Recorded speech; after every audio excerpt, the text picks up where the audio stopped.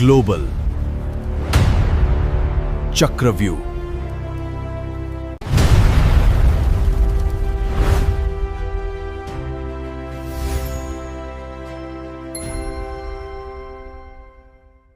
जगन्नाथ रथ यात्रा का सबसे बड़ा रहस्य, दुनिया का सबसे अनोखा त्योहार।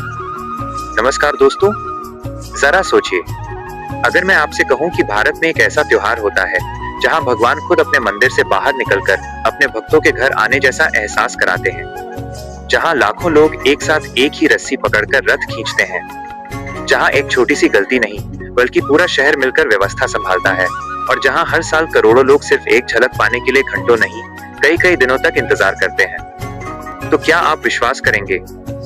आज हम जानेंगे जगन्नाथ रथ यात्रा की ऐसी बातें जिन्हें सुनकर आप भी कहेंगे, वाह, ऐसा त्योहार दुनिया में कहीं नहीं। लेकिन रुको, बीच में एक ऐसा रहस्य भी आएगा जिसे सुनकर शायद आप मुस्कुरा देंगे।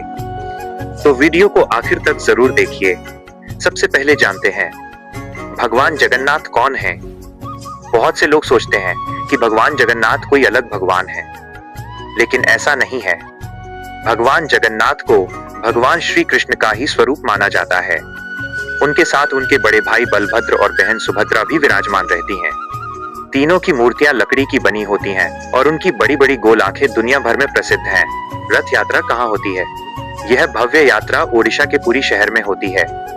हर साल लाखों श्रद्धालु भारत ही नहीं, अमेरिका, जापान, रूस, इंग्लैंड, नेपाल, ऑस्ट्रेलिया और कई अन्य देशों से भी यहाँ पहुँचते हैं।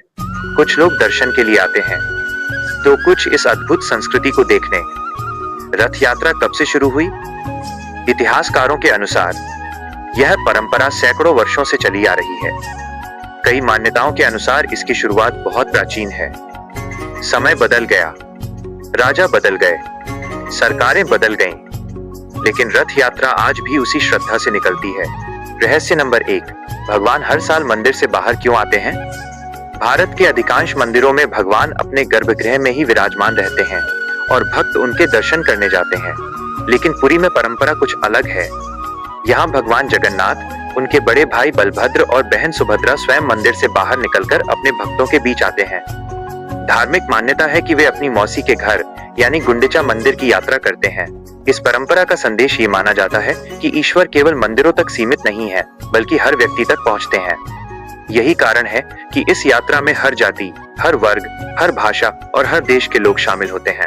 रहस्य नंबर 2, इतने विशाल रथ बिना इंजन कैसे चलते हैं?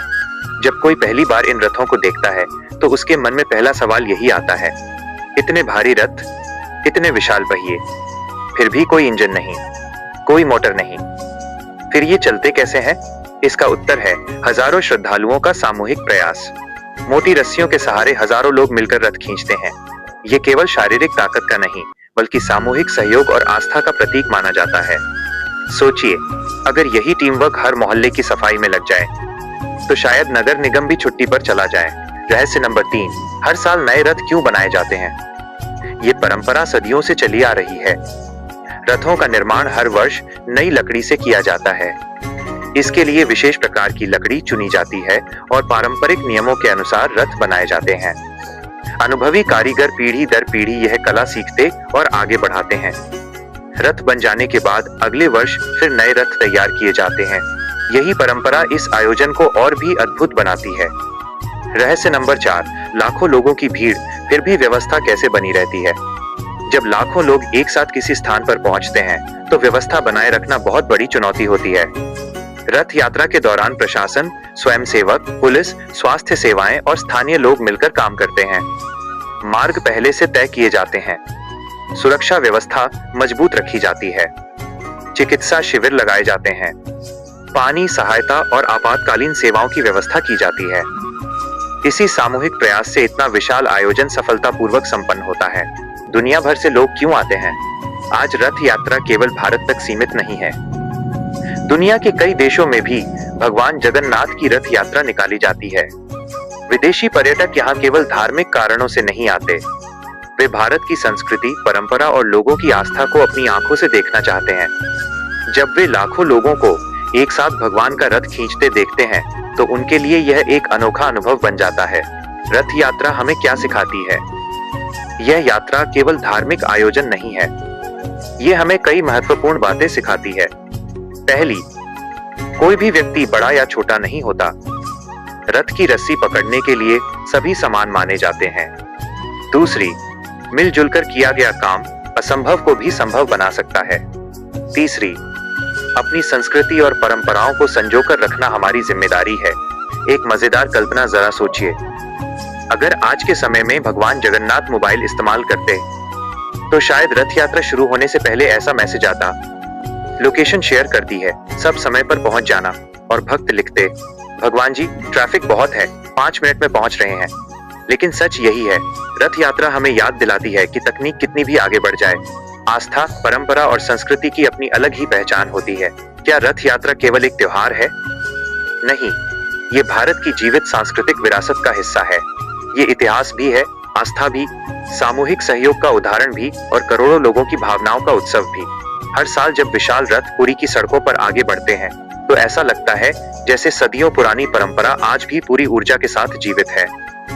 दोस्तों, रथ यात्रा हमें ये सिखाती है कि इंसान चाहे किसी भी भाषा, जाति, धर्म या देश का हो, यदि उसके मन में श्रद्धा, प्रेम और एकता की भावना हो तो वो हर दूरी को मिटा सकता है। यही इस महान परंपरा का सबसे बड़ा संदेश है। अगर आपको ये वीडियो पसंद आया हो तो भगवान जगन्नाथ के लिए और आप मानते हैं तो इसे अपने दोस्तों और परिवार के साथ जरूर शेयर करें, ताकि वे भी रथ यात्रा की इस अद्भुत परंपरा के बारे में जान सकें। अगर आप ऐसे ही इतिहास, संस्कृति, रहस्यों और दुनिया की अनोखी परंपराओं पर आधारित वीडियो देखना पसंद करते हैं तो ग्लोबल चक्रव्यूह चैनल को सब्सक्राइब करना न भूलें। वीडियो को लाइक करें, अपनी राय कमेंट में जरूर लिखें। क्या आप कभी पुरी की रथ यात्रा में शामिल हुए हैं? अगर मौका मिले तो क्या आप वहां जाना चाहेंगे? मैं मिलूंगा आपसे एक और नई और रोचक जानकारी के साथ। तब तक के लिए जय जगन्नाथ। धन्यवाद।